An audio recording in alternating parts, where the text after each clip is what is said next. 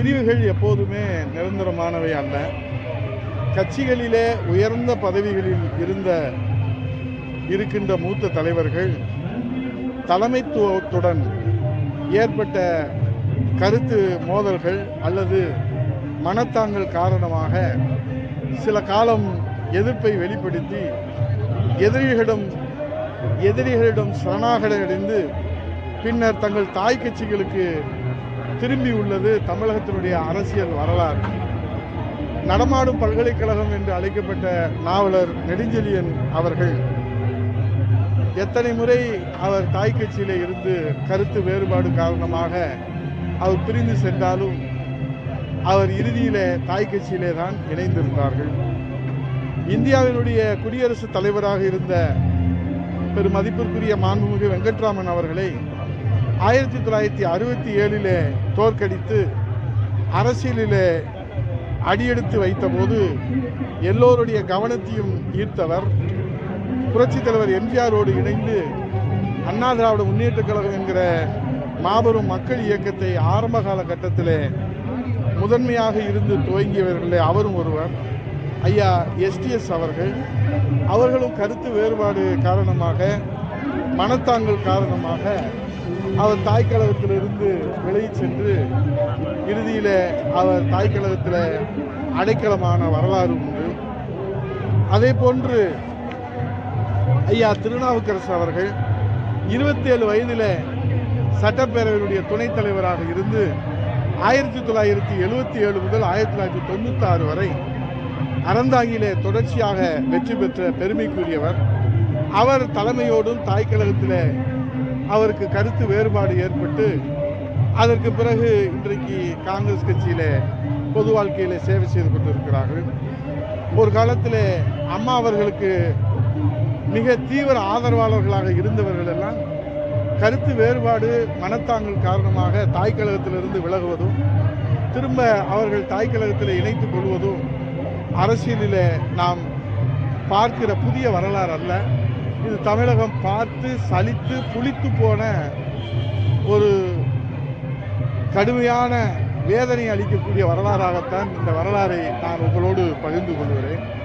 இன்றைக்கு கூட திராவிட முன்னேற்ற கழகத்தில் இன்றைக்கு அந்த திராவிட முன்னேற்ற கழகத்தை வழிநடத்தக்கூடியவர்கள் கூட அண்ணன் ஏவா வேலு அவர்கள், அண்ணன் KKSSR அவர்கள், அண்ணன் முத்துசாமி அவர்கள், அண்ணன் அனிதா ராதாகிருஷ்ணன் அவர்கள், அண்ணன் சேகர் பாபு அவர்கள், அண்ணன் சத்தியமூர்த்தி அவர்கள், அண்ணன் ரகுபதி அவர்கள், அண்ணன் கண்ணப்பன் அவர்கள், இப்போது தாவேக்காவில் இருக்கக்கூடிய பூபா கிருஷ்ணன் அவர்கள், அண்ணன் செங்கோட்டையன் அவர்கள், இங்கே தங்களை பெற்று வளர்த்து ஆளாக்கிய தாயிடத்திலே மனத்தாங்கல் வருகிற போது அவர்கள் சென்ற இடத்துல எப்போது வேண்டுமானாலும் மனத்தாங்கல் அவர்களுக்கு ஏற்படலாம். ஆகவே அதை புரிந்து கொண்டிருப்பவர்கள் எல்லாம் நிலையாக தாய் கழகத்தில் தாயின் அரவணைப்பில் தங்கள் பொது வாழ்க்கையை தொடர்ந்து கொண்டிருக்கிறார்கள். அதை புரிந்து கொள்வதற்கு காலம் அவர்களுக்கு உதவி செய்யாத போது அந்த மனவேதனையிலே மனத்தாங்கலிலே கருத்து வேறுபாடுகளிலே அவர்கள் இன்றைக்கு மனப்புழுக்கத்தில் இருப்பவர்கள் தாயின் அருமை தெரியாமல் இன்றைக்கு தனக்கு அரவணைப்பும் அன்பும் ஆதரவும் எங்கே கிடைக்கும் என்று தேடி ஓடி நேற்றைய தினம் ஒரு காட்சியை நாம் வேதனையோடு பார்க்க வேண்டியிருந்தது. பெருமதிப்பிற்குரிய முன்னாள் அமைச்சர்கள் எல்லாம் இன்றைக்கு தாய் கழகத்தில் ஏற்பட்ட கருத்து வேறுபாடுகள் எங்களுக்கு நம்பிக்கை இருக்கிறது. அவர்களுக்கெல்லாம் நிச்சயமாக அந்த கருத்து வேறுபாடுகள் மனத்தாங்கல்கள் எல்லாம் தெளிவு பிறக்கிற அல்லது அதற்குரிய விடை கிடைக்கிற காலம் வருகிற போது அவர்கள் மீண்டும் தாய் கழகத்துக்கு வருவார்கள். ஆகவே இன்றைக்கு அண்ணன் எப்போது காலியாவன் திண்ணை எப்போது வரும் என்ற நினைப்பில் இன்றைக்கு எத்தனையோ இளம் சிங்கங்கள் தங்கங்கள் ஆர்வத்தோடு இந்த இயக்கத்தில் உழைத்து கொண்டிருக்கிற அவர்களுக்கு அண்ணா திராவிட முன்னேற்ற கழக கொள்கை இன்றைக்கு தூக்கி பிடிக்கிற ஒரு வாய்ப்பு இவர்களெல்லாம் அந்த இடத்தை காலி செய்ததுனாலே கிடைக்கிறதா என்பதெல்லாம் ஒரு விவாதமாக இருக்கிறது. ஆனால் மொத்தத்தில் நம்மளை பார்த்து சில சில்லற பயலுக இன்றைக்கு சிரிப்பாக சிரிக்கிறானுங்க. நம்மளை பார்த்து சில சில்லற பசங்க சிரிப்பாக சிரிக்கிறாங்க. நாங்கள் தோற்றுத்தான் போயிட்டோமே தவிர செத்து போகலை. நாங்கள் தோத்துத்தான் போயிட்டோமே தவிர செத்து போகலை. இப்போது இந்த காட்சிகளெல்லாம் பார்க்கிற போது நம்மளை பார்த்து சில சில்லற பயலுக சிரிக்கிறானுங்க. நாங்கள் களத்தில், தேர்தல் களத்தில் தோத்துத்தான் போயிட்டோமே தவிர செத்து போகலை. தம்பிகளா புரிஞ்சுக்கங்க, வாழ்க்கையில் நாங்கள் எத்தனையோ இழந்திருக்கிறோம்.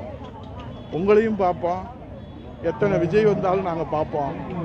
அதிமுக பல சோதனைகளை, வேதனைகளை தாண்டித்தான் கொள்கை படிப்புள்ள கோடான கோடி தொண்டர்கள் ஆணி வேறாக இருந்து இந்த இயக்கத்தை தாங்கி பிடித்து கொண்டிருக்கிறார்கள்.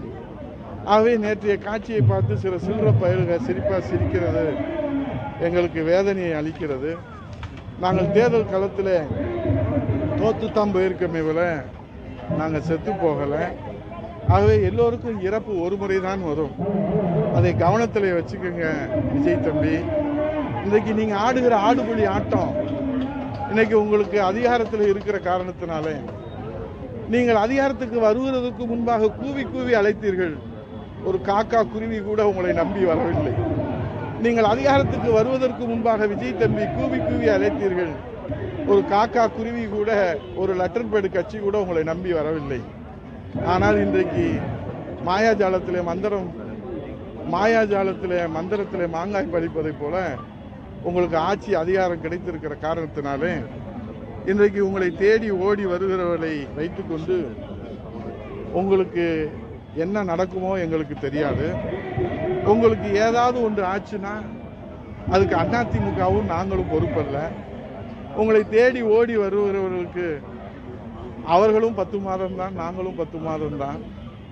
அவர்களுக்கும் ஒரு முறை தான் இழப்பு, எங்களுக்கும் ஒரு முறை தான் இறப்பு. ஆகவே தேர்தல் களத்தில் தோத்துத்தான் போயிருக்குமே தவிர செத்து போகலை. ஆகவே உயிர் ஒரு முறை தான் போகும். விஜய் தம்பி, இதை நீங்கள் ஞாபகத்தில் வச்சுக்கோங்க. உங்களுக்கு எச்சரிக்கையாகவும் சொல்லுகிறேன், அன்போடும் சொல்லுகிறேன். அம்புட்டு தான் நான் சொல்ல வர்றது. வாழ்க்கைன்றது ஒரு வட்டம் தான். மேலே இருக்கிறது கீழே வர்றதும், கீழே இருக்கிறது மேலே போகிறதும் இந்த நாட்டில் ஒரு இயற்கையினுடைய நீதியாகத்தான் இருக்குது. இன்றைக்கி நீங்களே பாருங்கள், இன்றைக்கி சட்டம் ஒழுங்கு பாதுகாப்பதிலே தாலுகா அரசு ரொம்பவே திணறி கொண்டிருக்கிறது. இன்றைக்கு பயிர்க்கடனை ஏற்று முழுமையாக தள்ளுபடி செய்யவில்லை என்று அறிவிப்பு வந்த நாள் முதலாக போராடுகின்ற விவசாயிகள், மேகதாது அணை பிரச்சனையிலே தமிழக அரசு இன்றைக்கு அடுத்த கட்ட நகர்வு என்பது மர்மமாக உள்ளது. இன்றைக்கு பாரத பிரதமர் விஜய் தம்பி சந்திப்பு ஏமாற்றம் அளிக்கிறது. டேக்கப் ஆன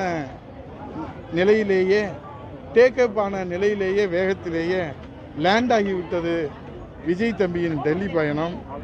ஆகவே மாண்புமிகு பிரதமரிடம் தமிழக நலன் சார்ந்து விவாதிக்க நிறைய பிரச்சனைகள் இருக்கின்றது. அதை பற்றி விஜய் தம்பி விவாதிக்கவில்லை. ஆகவே உழைப்பவரை தேடி கண்டுபிடித்து இயக்கம் நடத்தினால் பலன் உண்டு விஜய் தம்பி. கிடைத்தவரையெல்லாம் கொண்டு கட்சி நடத்தினால் பலனில்லை தம்பி. இதை உதயகுமார் சொல்லவில்லை, பேரறிஞர் அண்ணா அவர்கள் சொல்லியிருக்கிறார்கள். உழைப்பவரை தேடி கண்டுபிடித்து இயக்கம் நடத்தினால் பலன் உண்டு, கிடைத்தவரை கொண்டு நடத்தினால் பலன் இல்லை, பேரறிஞர் அண்ணா அவர்கள் சொல்லியிருக்கிறார்கள். ஆகவே இன்றைக்கு என்ன நடந்து விட்டது? தாவேகா 1,72,00,000 ஓட்டு பெற்றிருக்கிறார்கள், வாக்குகள் பெற்றிருக்கிறார்கள். எத்தனை சதவீதம்? 35%. பதிவான வாக்குகளிலே 65% விஜய் வேண்டாம் என்று எதிர்த்து வாக்களித்திருக்கிறார். இந்த அடிப்படை கணக்குகள் புரிந்து கொண்டால் விஜய் தம்பி இப்படி வானத்துக்கும் பூமிக்கும் ஆள் பிடிக்கிற வேலையை அவர் தன் கைக்கூலிகளை வைத்து நடத்த மாட்டார். ஆகவே 35% தாவேகா, இன்றைக்கு திமுக 1,19,00,000. ஆக திமுகவுக்கு எதிர்ப்பாக, திமுக ஆட்சி வேண்டாம் என்று திமுக கூட்டணிக்கு எதிர்ப்பாக 68.5% பேர்கள் வாக்களித்திருக்கிறார்கள். திமுக கூட்டணி வேண்டாம் என்று. விஜய் தாவேகா வேண்டாம் என்று 65% பேர்கள் வாக்களித்திருக்கிறார்கள். விஜய் வேண்டும் என்று 35% பேர்கள் வாக்களித்திருக்கிறார்கள். ஆகவே அனைத்து இந்திய அண்ணா திராவிட முன்னேற்ற கழகம் இன்றைக்கு புரட்சி தமிழர் எடப்பாடியார் என்கிற சாமானியருடைய தலைமையிலே வழிகாட்டுதலே பல்வேறு சத்திய சோதனைகளை தாண்டி இன்றைக்கு 1,04,00,000 புரட்சி தமிழர் எடப்பாடியார் முதலமைச்சராக வர வேண்டும் என்று இன்றைக்கு ஆதரவளித்து வாக்களித்திருக்கிறார்கள். அதை போன்று நோட்டாவுக்கு கூட மக்கள் வாக்களித்திருக்கிறார்கள். ஆகவே இந்த கணக்கை எல்லாம் புரிந்து கொண்டுதானோ என்னவோ தாவேக்காவிலே தம்பி விஜய கைக்கூலிகளை வைத்துக்கொண்டு ஆள் பிடிக்கிற வேலையை செய்து கொண்டிருக்கிறார்கள். நேற்று ஆதவ அர்ஜுனா அமைச்சர், ஒரு பைத்தியக்கார அமைச்சர் சொல்லுகிறார் 50% அதிமுகவை சேர்த்து விட்டோம் என்று. அவருக்கு பைத்தியம் நீட்டம் பிடித்து விட்டதா என்று தெரியவில்லை. 50% எங்கே சேர்த்தார்கள் என்று. அதை விட இன்னொரு கணக்கும் சொல்லுகிறார், தாவேக்காவுக்கு அதிமுக தான் வாக்களித்தது என்று. அட பைத்தியக்கார அமைச்சரை, தாவேக்காவுக்கு அதிமுக வாக்களித்தது என்று சொன்னால் விஜய் முதல்வராக வர முடியாது. பொதுச் செயலாளர் புரட்சி தமிழர் எடப்பாடியார் தான் முதலமைச்சர் அவையில் அமர முடியும். இந்த அரக்கருக்கு பைத்தியங்களை எல்லாம் அமைச்சரவையில் உட்கார வைத்து நம்ம பார்க்கணும்னு நம்ம தலைவிதி. இதெல்லாம் நேரமுட சாமி. ஆகவே இந்த நிலையிலே நாம் சென்று கொண்டு இருக்கிற போது நாங்கள் தேர்தல் களத்திலே தோத்துத்தான் போயிட்டோமே தவிர செத்து போய்விடவில்லை என்பதை மீண்டும் நான் எதிரிகளுக்கு அண்ணா திராவிட முன்னேற்ற கழகம் என்றைக்குமே சிம்ம சொப்பனமாக இருக்கும் என்பதை சொல்லி, மக்கள் சேவையை மகேசன் சேவை என்று புரட்சி தமிழர் ஐயா எடப்பாடி அவருடைய தலைமையில் இன்னைக்கு தேர்தல் களத்தில் நின்ற வேட்பாளர்களில் ஸ்டாலின் முதலமைச்சர் வேட்பாளராக நின்றார், விஜய் முதலமைச்சர் வேட்பாளராக நின்றார், சீமான் முதலமைச்சர் வேட்பாளராக நின்றார், புரட்சி தமிழர் ஐயா எடப்பாடியார் மாண்புமிகு எதிர்க்கட்சி தலைவர் முதலமைச்சர் வேட்பாளராக நின்றார். ஆனால் இன்றைக்கு தமிழ்நாட்டில் 234 தொகுதிகளில் அதிகமான வாக்குகளை பெற்று ஏறத்தாழ 1,00,000 வாக்குகள் வித்தியாசத்தில் மக்கள் நம்பிக்கையை பெற்றிருக்கிறார். ஆகவே எடப்பாடியிலே பெற்ற அந்த நம்பிக்கை தமிழகம் முழுவதும் புரட்சி தமிழர் ஐயா எடப்பாடியார் பெறுகின்ற நாள் வெகு தொலைவில் இல்லை. விஜய் தம்பி அவர்களே, நீங்கள் உங்கள் மீதே நம்பிக்கை இல்லாமல் தான் 2 தொகுதியிலே போட்டியிட்டு 1 தொகுதியிலே இன்றைக்கு நீங்கள் ராஜினாமா செய்திருக்கிறீர்கள். ஆனால் புரட்சி தமிழர் ஐயா எடப்பாடியார் அவர்கள் தமிழ்நாட்டிலே தொடர்ந்து இன்றைக்கு எடப்பாடி தொகுதியிலே 1,00,000 வாக்கு வித்தியாசத்திலே, ஆனால் எதிர்த்து போட்டியிட்ட ஸ்டாலின் அவர்கள் குளத்தூர் தொகுதியிலே தோற்று போய்விட்டார். பாரதிய ஜனதா கட்சியினுடைய நயினார் நாகேந்திரன் அவர்கள் தோற்று போய்விட்டார்கள். அதே போன்று சீமான் அவர்கள் காரைக்குடியிலே தோற்று போய்விட்டார்கள். அதே போன்று காங்கிரஸ் கட்சியுடைய தலைவர் செல்வ பிறந்தகை தோற்று போய்விட்டார்கள். இப்படி தலைவர்கள் எல்லாம் தோற்று போகிற போது புரட்சி தமிழர் ஐயா எடப்பாடி தொகுதியிலே எப்படி 1,00,000 வாக்கு வித்தியாசத்தில் அந்த மக்களுடைய நம்பிக்கையை பெற்றிருக்கிறாரோ, அதே போன்று தமிழகம் முழுவதும் மக்களின் நம்பிக்கை பெறுகிற நாள் வெகு தொலைவில் இல்லை. காலம் கனிந்து வரும். அந்த காலம் வருகிற வரை அண்ணா திராவிட முன்னேற்ற கழக விசுவாச தொண்டர்கள் மக்கள் சேவையை மகேசன் சேவை என்று பேரறிஞர் பெருந்தகை அண்ணாவுடைய வழியிலே, தந்தை பெரியார் காட்டிய வழியிலே, பொன்மனச்செம்மல் புரட்சித் தலைவர் எம்ஜிஆர் வழியிலே, தமிழர் குலசாமி இதயதெய்வம் புரட்சித் தலைவர் அம்மா வழியிலே, எடப்பாடியார் தலைமையிலே உழைக்கிற விசுவாச தொண்டர்கள் கூட்டம், கோடான கோடி தொண்டர்கள் கூட்டம். அந்த தொண்டர்கள் கூட்டத்தினுடைய ஒரு செங்கலை கூட ஆதவ அர்ஜுனா அல்ல, பல கட்சி மாறிகள் இன்றைக்கு அதற்கு விளக்கம் கொடுக்கிறார்கள். மதுரையிலே கூட இந்த மாவட்டத்தினுடைய அமைச்சர் என் அருமை தம்பி நிர்மல்குமார் அவர்கள், அவருக்கு தெரிந்த வரலாறை அவர் சொல்லியிருக்கிறார். ஆனால் அவர் வரலாறு என்பது மதுரை மக்களுக்கு தெரியும். அவர் இந்த சமீப காலங்களில் மட்டும் எத்தனை கட்சிக்கு மாறி வந்தார். அவர் அமமுகவில் இருந்தார். அதற்கு பிறகு பாரதிய ஜனதா கட்சியிலே அண்ணாமலையினுடைய டிஜிட்டல் புரோகிராமராக இருந்தார். அதற்கு பிறகு புரட்சி தமிழர் ஐயா எடப்பாடி அவருடைய தலைமையேற்று அதிமுகவில் வந்தார். அதற்கு பிறகு கடைசியாக தாவேக்காவை போனார். இப்போது கூட அதிமுக ஆட்சியை பிடித்திருந்தால் அவர் மீண்டும் அதிமுகவுக்கு அடைக்கலம் புகுந்திருப்பார். ஆகவே ஆளுகிற கட்சியிலே அடைக்கலம் ஆவதற்கென்று தமிழகத்திலே பொது வாழ்க்கையிலே ஈடுபடக்கூடிய சில பேர் இருக்கிறார்கள். ஆனாலும் வாழ்ந்தாலும் வீழ்ந்தாலும் ஒரே இயக்கம், வாழ்ந்தாலும் வீழ்ந்தாலும் ஒரே இயக்கம், ஒரே கொள்கை, ஒரே லட்சியம், ஒரே தலைவர் என்று வாழ்கிற கோடான கோடி தொண்டர்கள் அண்ணா திராவிட முன்னேற்ற கழகத்தில் இந்த இயக்கத்தை கட்டி காப்பாற்றுவார்கள் என்பதுதான் வரலாறு.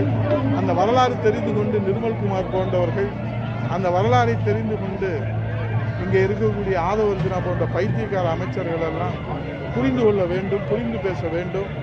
அவர்கள் இனியும் இது போன்று பேசினால் அவர்கள் கடுமையான எதிர்வினைகளை தேர்தல் களத்திலையும் மக்கள் மன்றத்திலையும் சந்திக்க வேண்டியிருக்கும் என்பதை எச்சரிக்கையாக தெரிவித்துள்ளது.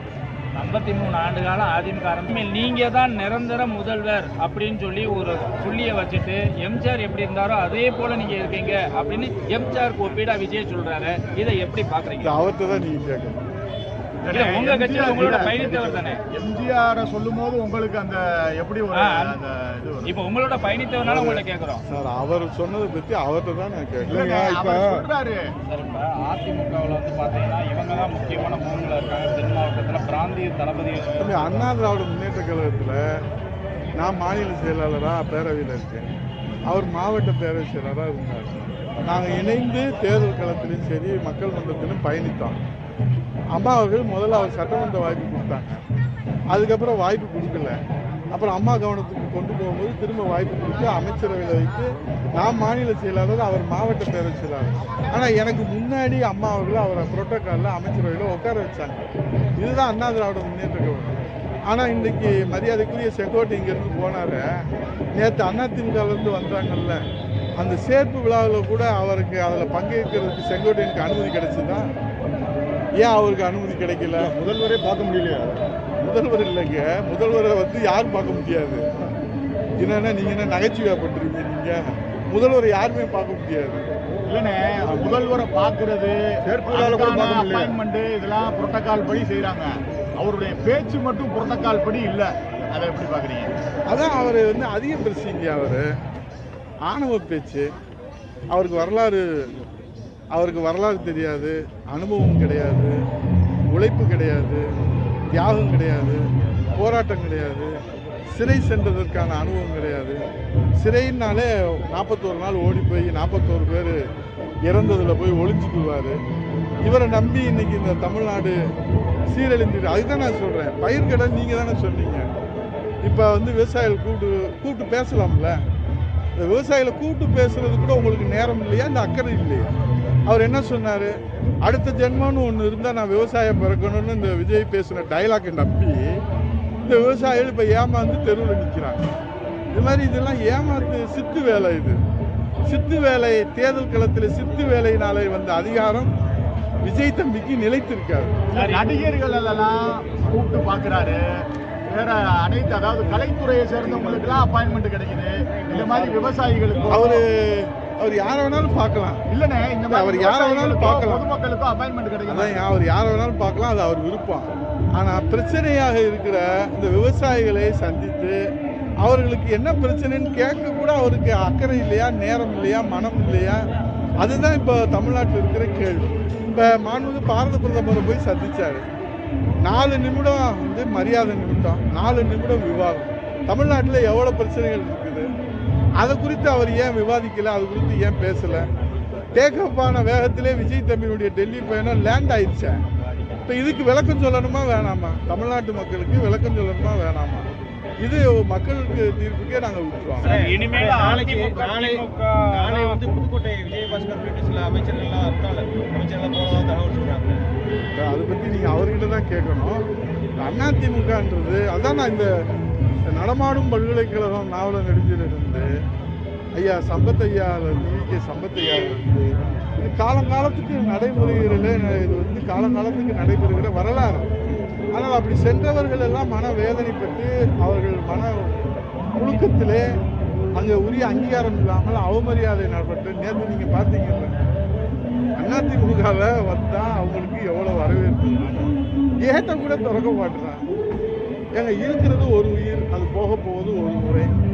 அதுக்கு இந்த இந்த இந்த அவமானம் நமக்கு தேவையா? அம்மா வளர்த்த பிள்ளைங்க நம்ம, எம்ஜிஆர் வளர்த்த பிள்ளைங்க நம்ம, புரட்சி தமிழ் எடப்பாடியார் தலைமையில் வாழ்வோம், உழைப்போம், மக்கள் ஏற்றுக்கொள்ளக்கூடிய காலம் கழிந்து வரும்.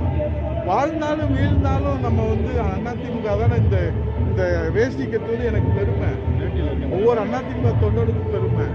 நான் சாகுற போது என் நெஞ்சில் அதிமுக கொடி என் மேலே இருக்கிறது தானே எனக்கு பெருமை. அதுதானே எனக்கு சொத்து, அதுதானே எனக்கு சிறப்பு. அதை நான் திறந்துட்டு நான் எந்த நாட்டுக்கு ராஜா ஆக போகிறேன்? இனி நீங்கள் பார்க்காத பதவி என்ன இருக்குது? நீங்கள் பார்க்காத அங்கீகாரம் என்ன இருக்குது, நீங்கள் பார்க்காத செல்வாக்கு என்ன இருக்குது, நீங்கள் பார்க்காத அளவுக்கு அதிகாரிகளுடைய மரியாதையும் மக்களுடைய செல்வாக்கும் உங்களுக்கு எவ்வளவு இந்த அண்ணா திராவிட முன்னேற்ற கழகம் உங்களை கௌரவப்படுத்தியிருக்கின்ற ஒரு நிமிடம் நினைத்து பார்த்தால் அவர்கள் இந்த மன சஞ்சலத்துக்கு ஆளாகும். ஏன்னா பிரிந்து சென்றவர்கள்லாம் ஒரே வார்த்தை சொல்றாங்க, உங்க பொதுச் செயலாளர் ஆணவ பேச்சாளர் ஆணவத்தால தான் எங்களெல்லாம் இழந்துகிட்டு இருக்காரு அப்படிங்கிறாங்க. எதுக்கு உங்க கருத்து என்ன? இல்லை, பொதுவாகவே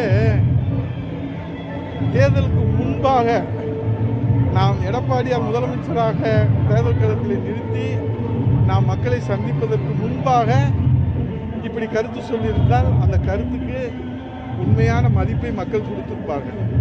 இப்போது காரணத்தை தேடி நான் இருக்கிற இடத்தை விட்டு செல்வதற்கு ஒரு காரணத்தை தேடுகிற போது சொல்லுகிற காரணம் மதிப்புடையதாக மக்களிடத்தில் ஏற்றுக்கொள்ளக்கூடியதாக இருக்காது. அவர்கிட்ட ஒரு தாயுள்ள இல்ல, ஒரு அரவணைப்பு இல்ல, அதனாலதான் நாங்க பிரிந்து போறோம். அம்மா மறைந்ததற்கு பிறகு இந்த இயக்கத்தினுடைய எதிர்காலமே கேள்விக்குறியாகிற போது தாய் அன்பு கொண்டு தெய்வ அன்பு கொண்டு அரவணைத்த காரணத்தினால்தான் 50 ஆண்டு கால பொது வாழ்க்கைக்கு சொந்தக்காரர் ஒரு கிளை செயலராக இருந்து இன்றைக்கு உயர்ந்த நிலையிலே பொதுச் செயலராக இருந்து முதலமைச்சராக இருந்து சேவை செய்திருக்கிறார் என்று சொன்னால் அவருடைய தாய் அன்பும் அவருடைய கருணை உள்ளமும் அவருடைய அரவணைப்பும் அவர் வழிநடத்துகிற அந்த மாண்பும் தான் இன்றைக்கு அவரை பொதுச் செயலராக இருக்கிறது. ஆகவே அவர் எல்லோரையும் போல இப்போது இருக்கிற விஜய் தம்பி போல அவர் சினிமா கவர்ச்சியிலே அரசியலிலே வந்துவிடவில்லை. தன்னுடைய உழைப்பால், தன்னுடைய தியாகத்தால், தன்னுடைய அரவணைப்பால், தன்னுடைய தாய் உள்ளத்தால், தன்னுடைய தெய்வ உள்ளத்தால் தான் அவர் அண்ணா திராவிட முன்னேற்ற கழகத்துடைய பொதுச் செயலராகவும் நாளை முதலமைச்சராகவும் வரக்கூடிய வாய்ப்பும் காலமும் கனிந்து வரும். இப்ப நீங்க பேட்டியில கூட விஜய்க்கு என்ன நடக்கும் சார், ஏதாவது நடந்தால் பொறுப்பு இல்லைங்கிறீங்க. விஜய்க்கு என்ன அதுதான் இத்தனை எச்சரிக்கையாக தான் சொல்றேன். அதான் சொல்றேன், உழைப்பவர்களை தேடி நீங்கள் வாய்ப்பு கொடுத்தால் அது பலன் உண்டு.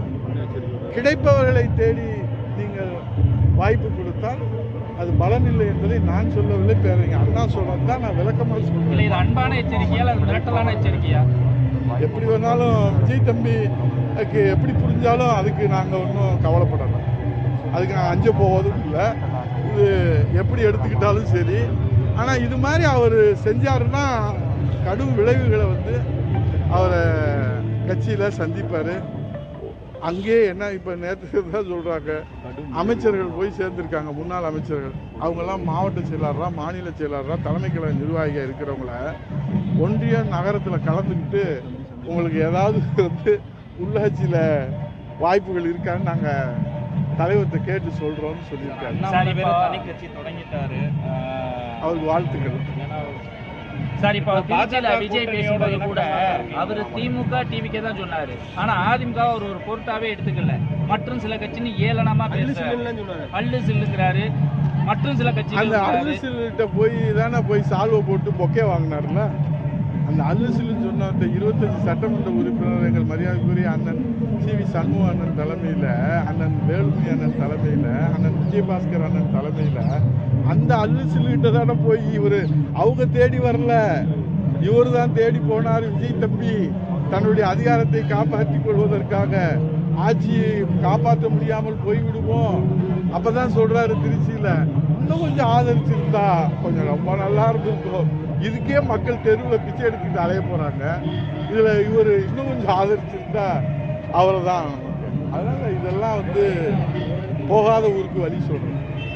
திருமங்கலம் இளைஞர்கள் நிறைய பேர் வந்து இப்ப அவர் ஆரம்பிச்ச உடனே அந்த இயக்கத்துல 10 லட்சத்தை தாண்டி வாழ்த்துக்கள் பொது வாழ்க்கையில வர்றவங்கள வரவேற்கிறோம். சரி, விஜய்க்கு கடும் விளைவுனீங்களா? அது என்ன மாதிரியான விளைவுன்னு கூட பொறுத்திருந்து பாருங்க, காலம் பதில் சொல்லுவோம். திருமங்கலம் அந்த சட்டமன்ற உறுப்பினர் நோய்வாய்ப்பட்டு மருத்துவமனையில் இருக்கான்றாங்க. திருமங்கலத்தோட நிலை தான் இப்ப தற்போது மக்கள் நிலையில எப்படி இருக்குன்னு? அவர் பூர்ண குணமடைந்து மக்கள் பணியில தீவிரமா பணியாற்றணும்னு நான் இறைவனை வேண்டிக்கிறேன். மக்களோட நிலைப்பாடு இப்ப எப்படி இருக்கு? இடைத்தேர்தல் உங்களுடைய நிலைப்பாடு சார், ஒரு இடைத்தேர்தல் நடக்கும் போது அதில் வந்து அதிமுகவினுடைய நிலைப்பாடு எங்கள் பொதுச்செயலாளர் நேற்று எடப்பாடியில் தெளிவாக நீங்கள் கேட்குற கேள்விக்கு ரொம்ப தெளிவாக ஆழமாக விரிவாக நம்பிக்கையாக பேசியிருக்காரு. அந்த பேச்சை கேட்டால் ஒவ்வொரு தொண்டனுக்கும் புதிய நம்பிக்கை பிறகு. நன்றி, வணக்கம்.